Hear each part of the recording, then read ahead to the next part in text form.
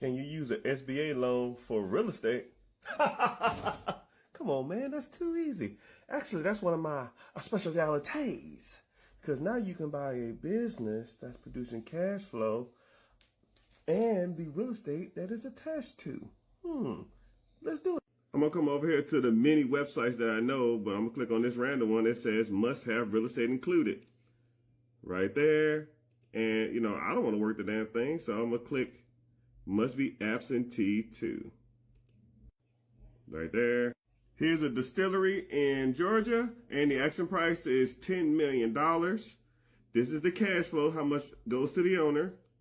And it has inventory, it has revenue, EBITDA, FF&E. Is all that good? I don't know. That's why you learn. That's why we're here to learn, right? And the real estate is worth $6.5 million.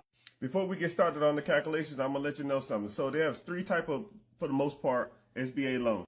One is the SBA standard, and that's for small businesses. And then you have up to $5 million with SBA 7A loan that majority of people can qualify for if you have credit requirements, down payment requirements, and not a felon.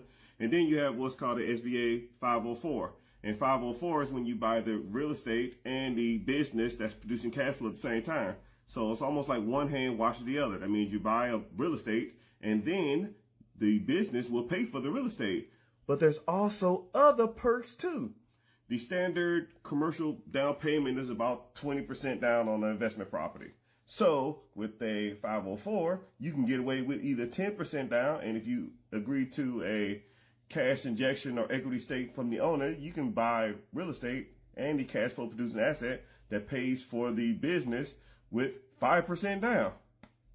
So now you can get real estate and the business and the cash flowing asset for 5% down, and the interest rates will be applicable of those of the real estate market. So the small business is about, at this time I'm recording this, a little over 10%, but now you get the loan of real estate, which in commercial is probably going for like 7.5, maybe 8.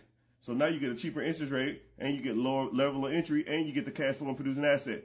So let's put this distillery in the calculations and see if they're on a standard SBA loan. You put your $1 million down, because 10% down of 10 million is $1 million, which is a lot of money, but just work with me. 10% interest rate over 10 years.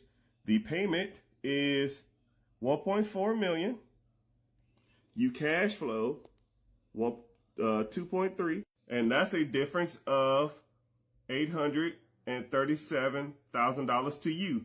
But this is real estate owned. So now, instead of a 10% interest, you get 8% interest rate because of the real estate. And instead of 10 years, because it's an SBA loan, now you get 30 years.